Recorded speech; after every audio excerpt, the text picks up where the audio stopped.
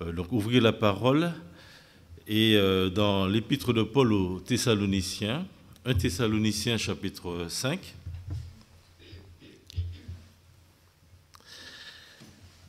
Donc depuis un certain temps, je vois avec vous cette épître de Paul aux Thessaloniciens et nous terminons. Et durant les derniers temps, l'apôtre Paul a encouragé les chrétiens à être toujours joyeux.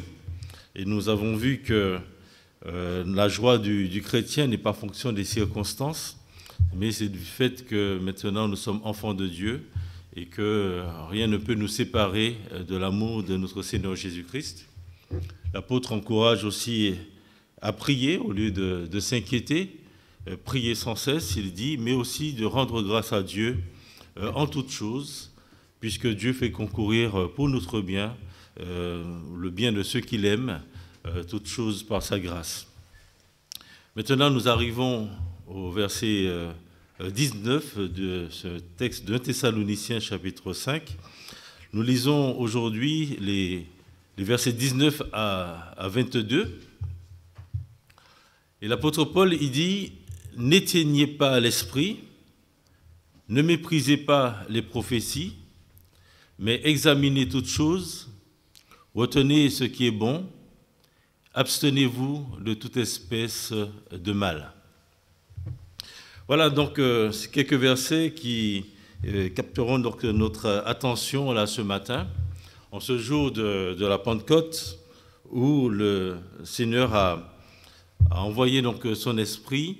Là, ça fait 2000 ans, et donc depuis, ceux qui mettent leur foi en Jésus-Christ reçoivent le Saint-Esprit.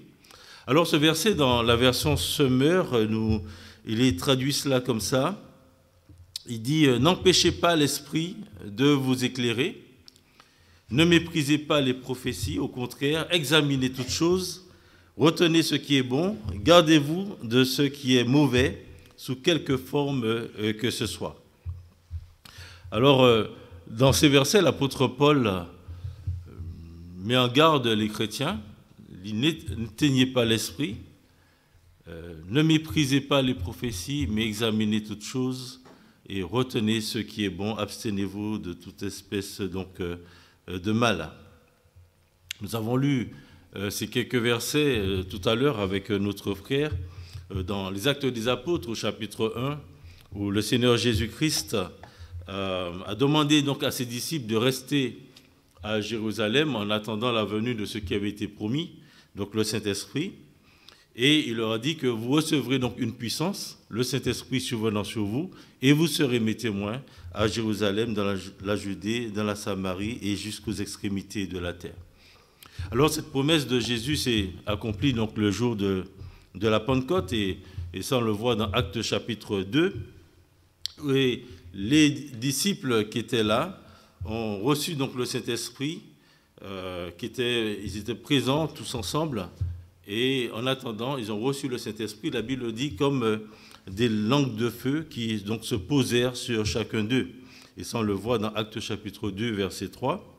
Et donc, l'image qui est donnée, c'est que le feu qui symbolise donc la présence de Dieu, un peu comme lorsque Dieu est apparu à Moïse sur le mont Sinaï. Donc, c'est dans un buisson ardent que le Seigneur s'est présenté à Moïse. Donc c'est un peu là, cette image-là. Et puis le feu symbolise aussi la puissance de Dieu. L'auteur de l'Épître aux Hébreux nous dit que notre Dieu est aussi un feu dévorant dans Hébreux chapitre 12, verset 29.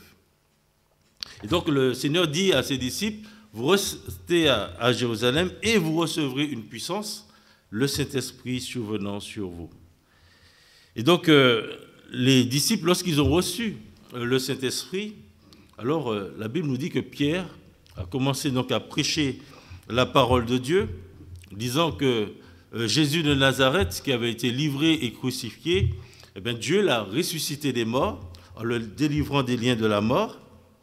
Et il dit que c'est ce Jésus que Dieu a ressuscité, nous en sommes tous témoins, élevé par la droite de Dieu, il a reçu du Père le Saint-Esprit qui avait été promis, et il a répandu, comme vous le voyez et l'entendez. Et donc ça, on le lit dans Acte 2, versets 32 à 33. Et Pierre, il termine en disant que toute la maison d'Israël sache avec certitude que Dieu a fait Seigneur et Christ, ce Jésus que vous avez crucifié. Donc la réception du Saint-Esprit a permis à Pierre et aux disciples d'annoncer, de témoigner de la puissance de Dieu, parler de Jésus-Christ, qui fait que les personnes, lorsqu'elles ont entendu la parole, elles ont dit, mais que devons-nous faire? Et donc Pierre leur dit, repentez-vous et que chacun de vous soit baptisé au nom de Jésus-Christ pour le pardon de vos péchés, et vous recevrez le don du Saint-Esprit. Donc la réception du Saint-Esprit se fait par... Donc le Saint-Esprit qui est un don de Dieu, se fait lorsque une personne met sa confiance en Jésus-Christ, reconnaît que c'est pour elle que Jésus-Christ est mort sur la croix, et c'est à cause de ses péchés, et en demandant pardon à Dieu et en croyant que Jésus-Christ est son Sauveur et son Seigneur, alors la personne reçoit le Saint-Esprit. Donc depuis la Pentecôte, donc il y a 2000 ans, donc tous ceux qui mettent leur confiance en Jésus reçoivent le Saint-Esprit, donc qui vient donc faire sa demeure en eux. Alors la question c'est, est-ce que vous avez déjà mis votre confiance en Jésus? Ou avez-vous l'Esprit de Dieu? Et donc ces deux questions vont de pair, puisque c'est en mettant sa confiance en Jésus qu'on reçoit l'Esprit de Dieu. L'apôtre Paul dit dans Galates, au chapitre 3, je vous invite à lire ce passage avec moi, dans Galates chapitre 3, verset, on va lire à partir du verset 1 jusqu'au verset 5.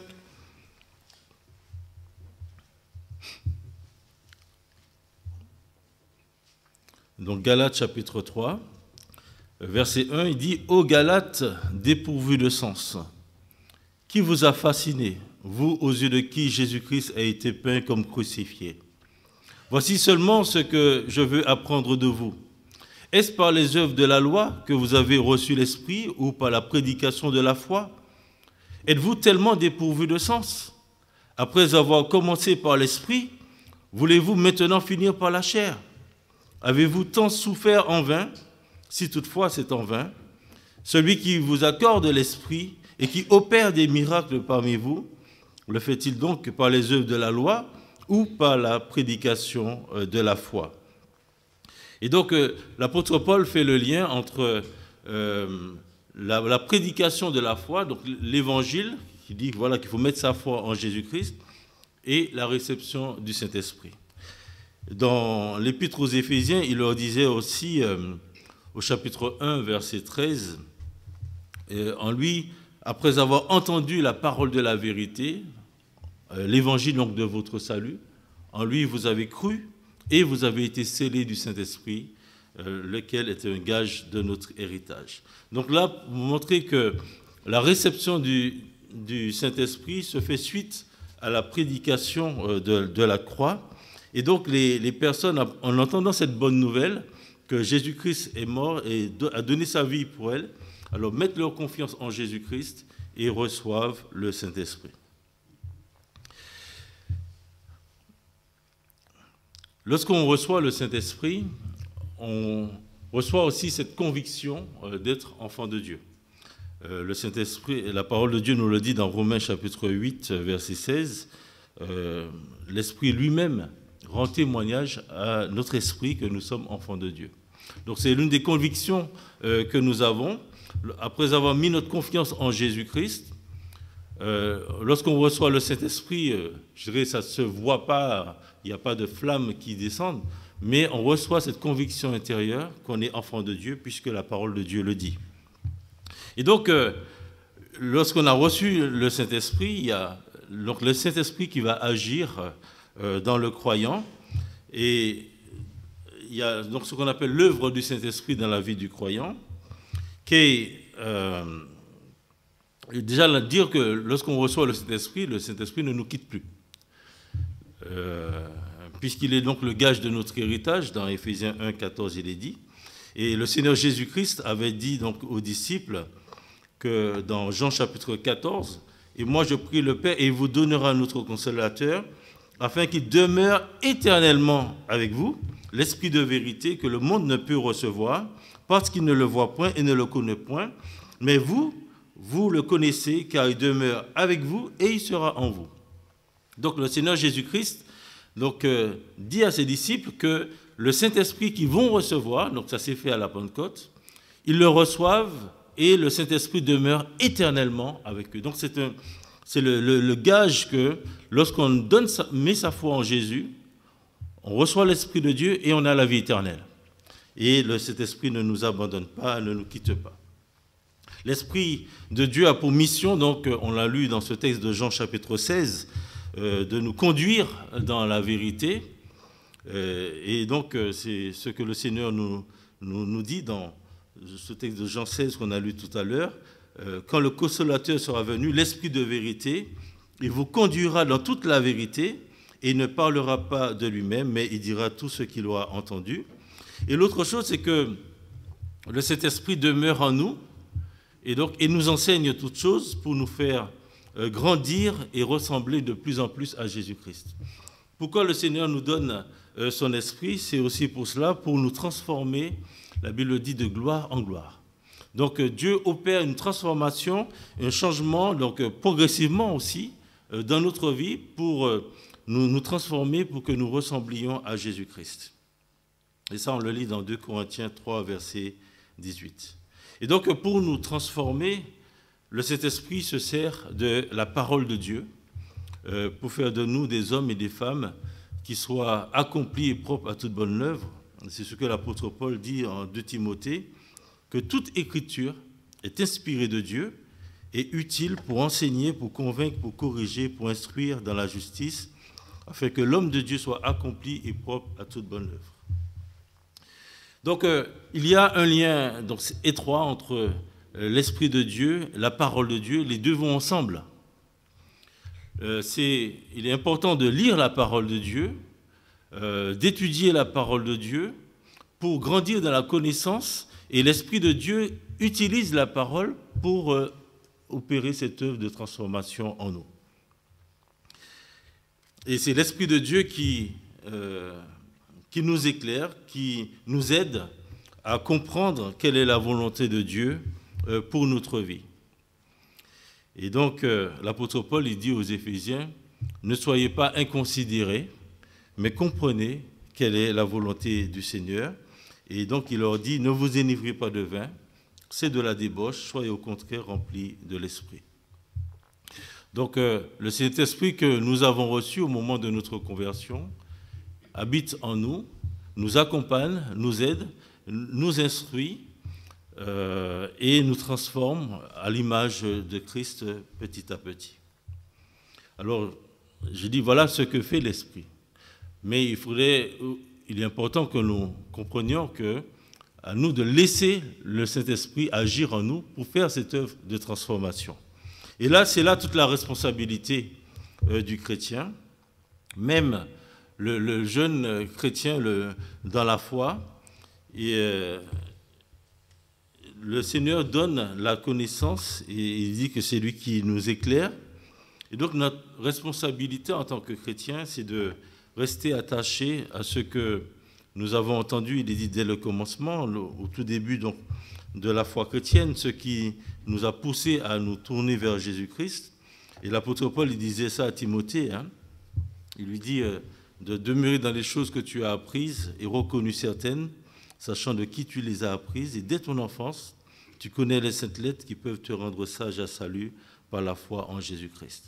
Donc l'apôtre Paul rappelle à Timothée, et on a lu ce texte, de garder ce bon dépôt, il dit par le Saint-Esprit que nous avons reçu.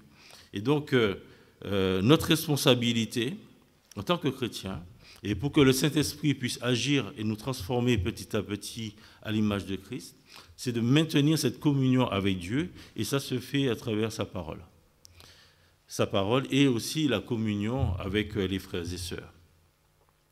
Et donc, le danger pour nous, c'est de nous laisser dominer par notre orgueil.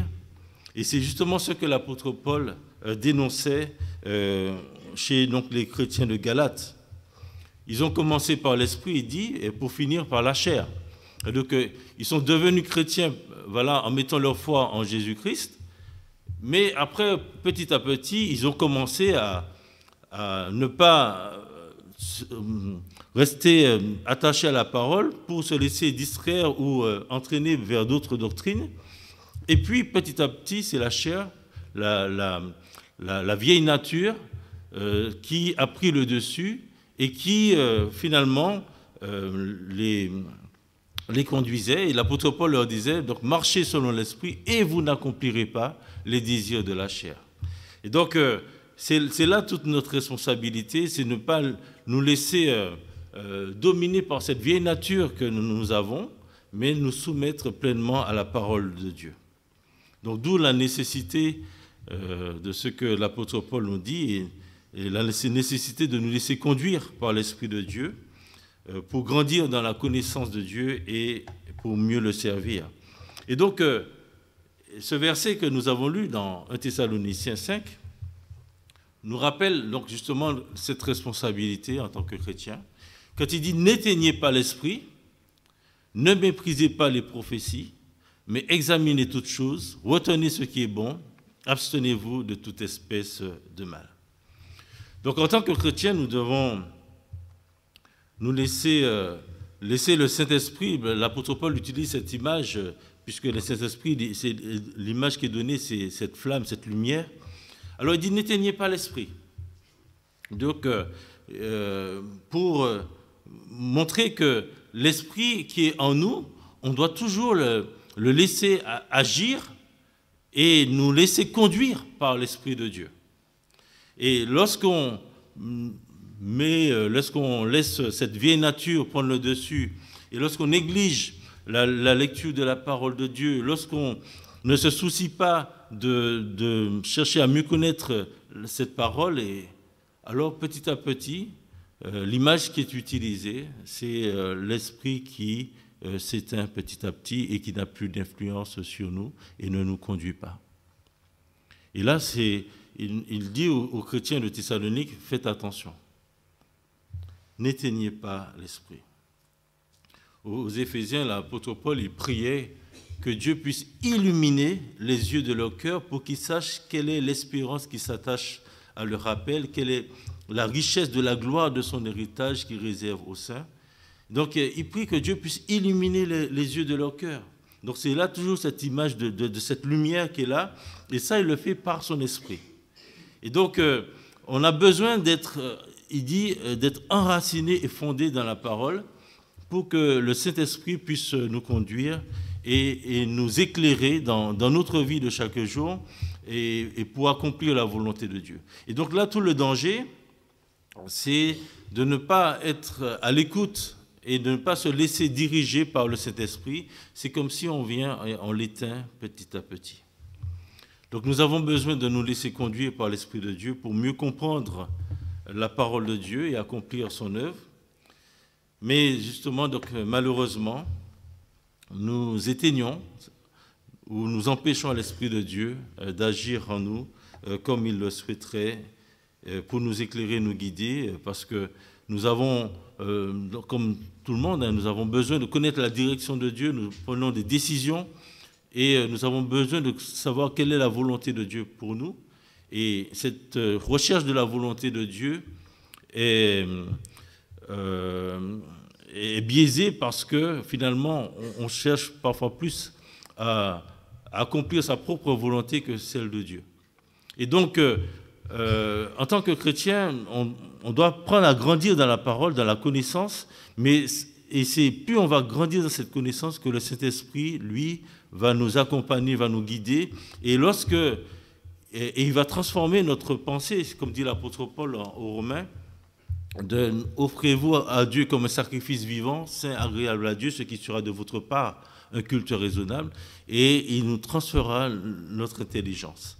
Et donc, l'Esprit de Dieu est là avec nous pour nous accompagner, pour nous éclairer dans les décisions que nous avons à prendre, mais pour cela, à nous de le laisser faire son œuvre.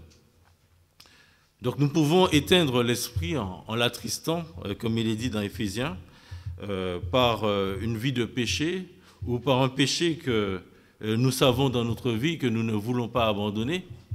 Et donc, lorsque le péché il est là, le Saint-Esprit met le doigt dessus, et que, au lieu de confesser ce péché, de l'abandonner, on le garde, et puis on continue à vivre comme si de rien n'était, alors vous ne pouvez pas penser que le Saint-Esprit puisse faire quoi que ce soit. Il sera attristé et il sera comme éteint parce qu'il n'agit pas dans un cœur où on laisse la place à tout le péché. Et donc, nous pouvons éteindre le Saint-Esprit aussi à cause de cela. On peut éteindre le Saint-Esprit en négligeant la lecture de la parole de Dieu, lorsqu'on donne des priorités à des choses sans importance, mais que la parole de Dieu est pour nous comme un fardeau. Ouvrir la parole de Dieu, c'est vraiment la fin du monde, et que c'est vraiment un calvaire d'ouvrir la parole de Dieu. Voilà, quand on doit venir à l'église pour... et puis on vient entrer dans des pieds, alors est-ce qu'on vient avec un cœur ouvert, disposé pour que le Saint-Esprit puisse nous conduire, nous éclairer? Alors, confessons ces choses à Dieu. Et donc, le Saint-Esprit qui nous a donné, nous devons le laisser nous éclairer, nous devons le laisser avec toute la pleine liberté. Et pour cela, donnons notre cœur à Dieu et laissons-le nous instruire. L'autre chose, c'est que l'apôtre Paul dit « Ne méprisez pas les prophéties ». L'apôtre Paul rappelle que Dieu veut encourager, exhorter ses enfants, et c'est aussi ce qu'il fait. Et en parlant de prophétie, il parle donc de la parole de Dieu qui était donc annoncée par ceux qui ont donc ce don de prophétie. Alors du temps des apôtres, mais aussi de l'Ancien Testament, il y avait des prophètes qui annonçaient les oracles de Dieu. Le peuple devait prêter attention à ce que disaient donc ces prophètes pour y obéir. Et donc, au fur et à mesure, on peut imaginer les premiers chrétiens, la parole n'était pas encore complète, les textes étaient en train d'être écrits par les apôtres, et donc Dieu donnait ce don à certains pour éclairer, pour encourager l'Église. Et c'est un peu l'exemple de Barnabas, c'est un peu ça. Il est appelé le fils d'exhortation, fils d'encouragement. Et donc, Barnabas, il encourageait les chrétiens, et il a fait venir Paul, etc. Et donc, lorsque l'apôtre Paul dit « Ne méprisez pas les prophéties », c'est aussi cela, il veut nous dire d'être à l'écoute de la parole, mais il dit « Mais examinez toutes choses et retenez ce qui est bon ». Et donc en cela, il montre que ce qui est infaillible, c'est la parole de Dieu, ce que nous avons là écrit, et que lorsque une parole d'encouragement est donnée, d'exhortation est donnée, on doit examiner ce qui est dit à la lumière de la parole de Dieu. Et donc, en tant que chrétiens, nous devons être aussi à l'écoute des encouragements que le Seigneur veut nous donner, des exhortations. Et il le fait lorsque vous écoutez la prédication, il le fait, par exemple, lorsqu'une personne peut lire un passage, Dieu peut se servir de cela pour encourager les uns ou les autres. Donc, ne pas mépriser les prophéties, c'est tout simplement ne pas mépriser ce que le Seigneur veut nous dire dans sa parole. Dieu peut se servir de tout chrétien pour qu'il soit donc un instrument qu'il utilise pour édifier, exhorter ou consoler ses enfants. Dans 1 Corinthiens 14, l'apôtre Paul parle de la prophétie avec ce but-là, c'est le but d'encourager, d'exhorter et d'édifier. Donc là encore, quelle est notre attitude, quelle est la disposition de cœur lorsque nous venons, nous écoutons la parole? Est-ce que nous venons avec ce cœur ouvert pour que le Seigneur nous instruise, pour écouter les encouragements que le Seigneur nous donne. Et puis, comme dit Jacques, ne pas seulement nous borner à l'écouter, mais aussi à mettre en pratique ce que le Seigneur nous dit. Alors, mais il dit examiner toutes choses, c'est un peu comme faisaient ces chrétiens de Bérée. Il dit ils avaient des sentiments plus nobles que ceux de Thessalonique, et ils examinaient chaque jour les Écritures pour voir si ce qu'on leur disait était exact. Vous voyez ? Et donc maintenant nous sommes dans un temps, c'était déjà le cas du temps de l'apôtre Paul, où beaucoup annoncent, prêchent des choses, et on doit quand même vérifier si ce qui est annoncé, ce qui est enseigné est conforme à la parole de Dieu. Et retenir ce qui est bon, et il est dit, abstenez-vous de toute espèce de mal. La dernière, donc, examiner toute chose, je pense à ce qu'a fait notre Seigneur Jésus-Christ. Vous savez, Jésus-Christ, rempli du Saint-Esprit, il a été conduit dans le désert pour être tenté par le diable. Et j'aimerais qu'on lise ce passage dans Matthieu chapitre 4. Et c'est ce que notre Seigneur a fait. Hein. Dans Matthieu 4, nous allons lire les 11 premiers versets.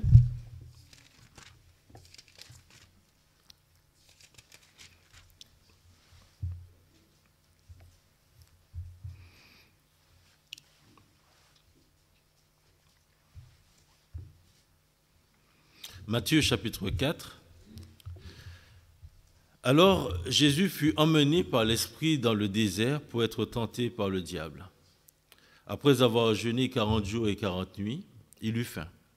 Le tentateur s'étant rapproché lui dit, « Si tu es fils de Dieu, ordonne que ces pierres deviennent des pains. » Jésus répondit, « Il est écrit, l'homme ne vivra pas de pain seulement, mais de toute parole qui sort de la bouche de Dieu. » Le diable le transporta dans la ville sainte, le plaça sur le haut du temple et lui dit, « Si tu es fils de Dieu, jette-toi en bas, car il est écrit, il donnera des ordres à ses anges à ton sujet, et ils te porteront sur les mains de peur que ton pied ne heurte contre une pierre. » Jésus lui dit, « Il est aussi écrit, tu ne tenteras point le Seigneur ton Dieu. » Le diable le transporta encore sur une montagne très élevée, lui montra tous les royaumes du monde et leur gloire, et lui dit, « Je te donnerai toutes ces choses si tu te prosternes et m'adores. » Jésus lui dit, « Retire-toi, Satan, car il est écrit, tu adoreras le Seigneur ton Dieu, et tu le serviras à lui seul. » Alors le diable le laissa, et voici, les anges vinrent auprès de Jésus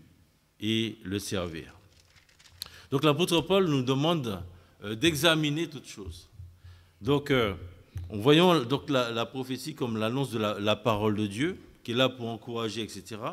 Mais des personnes peuvent utiliser, et pas à bon escient, la parole de Dieu pour faire prendre des décisions qui ne soient pas à la gloire de Dieu. Et Satan, c'est ce qu'il fait.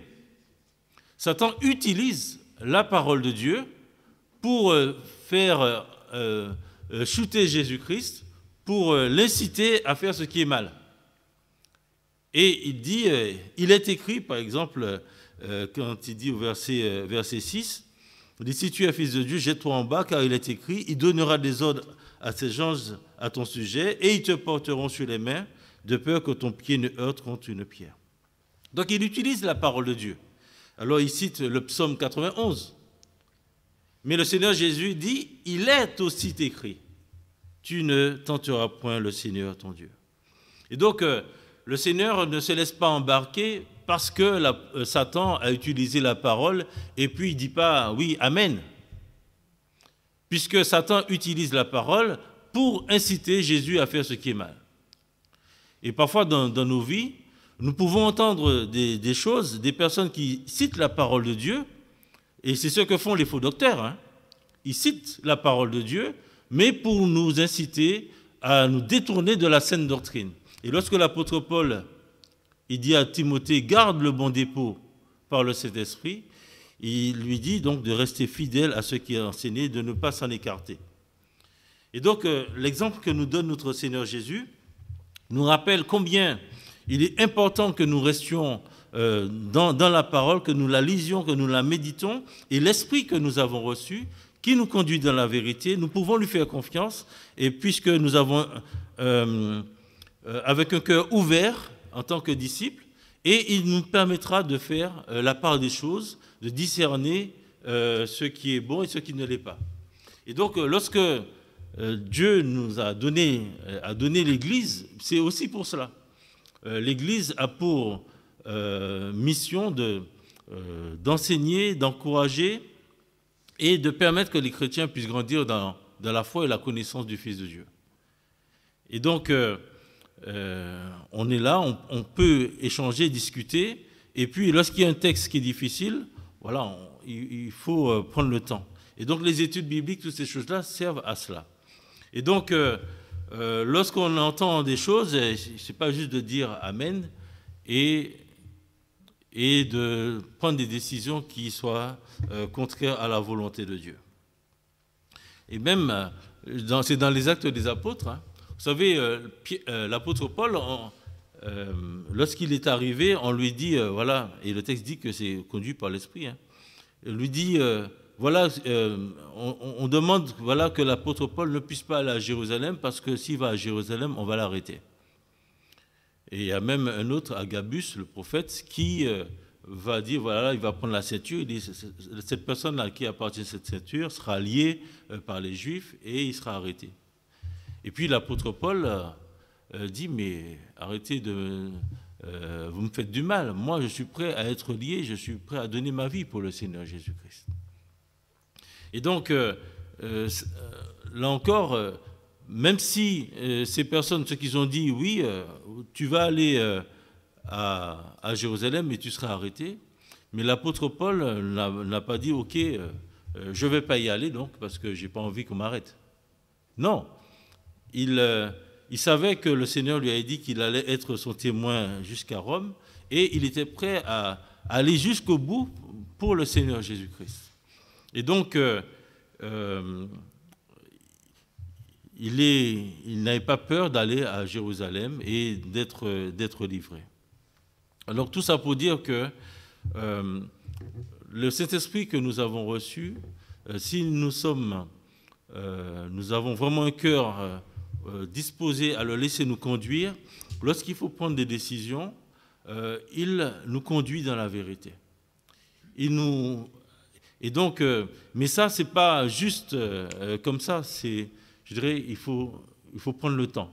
Il faut étudier, il faut grandir, et il faut progresser dans la foi et apprendre à être à l'écoute du Saint-Esprit dans les petites choses pour que dans les grandes choses, il sache nous aider et nous accompagner dans les grandes décisions que nous avons à prendre. Donc dans ce passage, l'apôtre Paul nous rappelle notre responsabilité. Il nous rappelle qu'en tant que chrétien, vous avez reçu l'Esprit. Et donc nous bénissons notre Dieu pour cela. Et il ne faut pas le négliger, mais à nous de laisser l'Esprit nous éclairer, nous conduire. N'éteignez pas l'Esprit.